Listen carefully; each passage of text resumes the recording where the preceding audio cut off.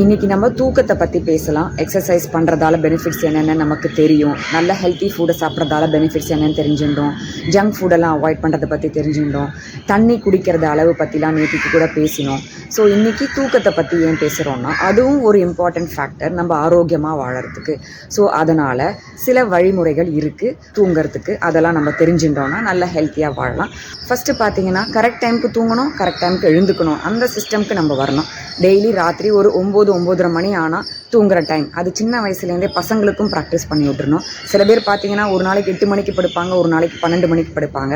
அது மாதிரிலாம் இருந்தால் உடம்புல இருக்கிற கிளாக், அதாவது உடம்புல ஒரு சிஸ்டம் இருக்குது, அது டிஸ்டர்ப் ஆகிடும். அந்த சர்க்காடியன் ரிதம்னு சொல்லுவோம். உடம்புக்குள்ளேயே நமக்கு ஒரு கிளாக் இருக்கான். அது பார்த்தீங்கன்னா சன் இருக்கும் போது முழிச்சிட்டு இருக்குமா, சன் போனதுக்கப்புறம் அதுவும் தூங்கிடுமா. ஸோ அது தூங்கும் போது நம்ம முழிச்சிருக்கிறதும், அது முழிச்சிட்டு இருக்கும்போது நம்ம தூங்கணும்னா நம்ம உடம்புல சிஸ்டம் ரொம்ப கன்ஃபியூஸ் ஆகி அதனால் பல டிஸார்டர்ஸ் வந்துடும். ஸோ அதுக்கு நம்ம சிங்க் பண்ணி தான் நம்ம போகணும். அது தூங்கும் போது நம்ம தூங்கணும், அது விழிச்சிட்டு இருக்கும்போது நம்மளும் விழிச்சிட்டு இருக்கணும். ஸோ இப்படி கரெக்ட் டைமுக்கு தூங்குறதுக்கு முக்கியமாக பண்ண வேண்டியது, நீங்கள் நைட்டு சாப்பிட்ற உணவை சீக்கிரமாக முடிச்சிடணும். ஒரு 7:30க்குள்ளே சாப்பிட்டு முடிச்சிடணும். அதுக்கு மேலே சாப்பிட வேண்டாம். சன் போனதுலேருந்து 1 மணி நேரத்தில் சாப்பிட்டு முடிச்சிடணும்னு சொல்கிறாங்க. அப்போ தான் மேக்ஸிமம் டைஜஷன் இருந்துட்டு நியூட்ரியன்ஸ் நல்ல அப்சார்ப்ஷன் உடம்புல இருக்கும். ஸோ சத்து நல்லா உரியணும் உடம்புல அப்படின்னு கேட்டிங்கன்னா, சன் இருக்கும் போதே எல்லாம் சாப்பிட்டு முடிச்சிடணும். ரொம்ப லேட் பண்ணாதீங்க. ஸோ ஒரு 7:30க்குள்ளே சாப்பிட்டீங்கன்னா மற்ற வேலைகள்லாம் 8:30-9:30க்குள்ளே முடிச்சிட்டிங்கன்னா ஒரே டைமில் நீங்கள் தூங்க போக முடியும். அதே மாதிரி தூங்க போகிறதுக்கு ஒரு அரை மணி நேரம் முன்னாடியே டிவி ஆஃப் பண்ணிடணும், டெலிஃபோன்லாம் நிறுத்திடணும், கம்ப்யூட்டர் ஆப்ரேஷன்ஸ்லாம் ஸ்டாப் பண்ணிவிடுங்க. இது ஒரு பாயிண்ட். அதுக்கடுத்தது என்னென்னு கேட்டிங்கன்னா, பெட்ரூமை நீட்டாக வச்சுக்கணும். பெட்ரூம்லேயே எல்லா வேலையும் பண்ணுறதெல்லாம் தவிர்க்கணும். பெட்ரூமில் தான் நம்ம உடம்பை ரெஸ்ட் பண்ணிவிட்டு ரிஃப்ரெஷ் பண்ணுற இடம் இல்லையா. ஸோ அது எப்பயுமே க்ளீனாக காமாக இருட்டு பண்ணி யாரும் எல்லாத்தையும் கொண்டு குப்பையை சேர்க்காத மாதிரி பார்த்துக்கோங்க.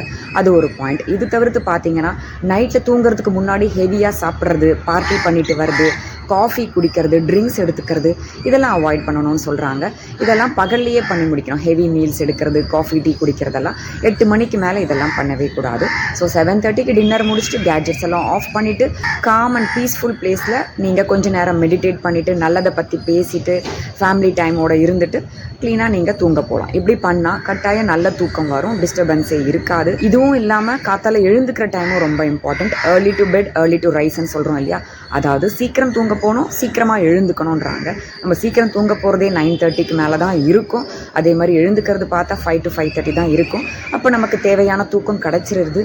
இது தவிர்த்து பார்த்தீங்கன்னா, நம்ம நைட்டில் படுத்தோனையும் தூங்கணும்னா சில விஷயங்கள்லாம் பகலில் பண்ணியிருந்தால் தான் நம்ம நைட்டில் படுத்தோனையும் தூங்க முடியும். அதெல்லாம் என்னென்னு கேட்டிங்கன்னா, உடம்புல உழைப்பு இருந்திருக்கணும் அன்றைக்கி ஃபுல்லாக.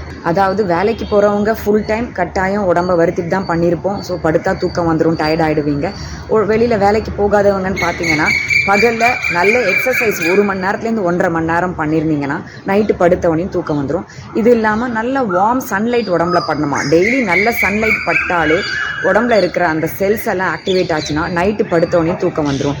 இது தவிர்த்து பகலில் நீங்கள் தூங்காமல் இருந்தீங்கன்னா நைட்டு தூக்கம் வரும். ஸோ இந்த மாதிரி சின்ன சின்ன ஃபேக்டர்ஸ் இருக்குது. இதெல்லாம் நம்ம ஃபுல்ஃபில் பண்ணியிருந்தோம்னா நைட்டு படுத்தவனையும் தூக்கம் வந்துடும். அதாவது படுத்ததுலேருந்து 20 நிமிஷத்துக்கு தூங்கிடணும்னு சொல்கிறாங்க இல்லையா.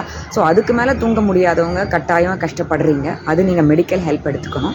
ஸோ இந்த சின்ன சின்ன விஷயங்கள்லாம் பகலில் ஃபாலோ பண்ணிவிட்டு தூங்க போகிறதுக்கு முன்னாடி இந்த விஷயங்கள்லாம் ஃபாலோ பண்ணிவிட்டு நைட்டு படுத்தவனையும் நீங்களாம் தூங்க முடியும். கார்த்தால எழுந்து ஃப்ரெஷ்ஷாக அடுத்த நாள் ரொட்டீனை ஆரம்பிக்கலாம். பண்ணி பார்க்குறீங்களா இந்த ஹெல்த்தி ஹேபிட்டை? Okay, please try.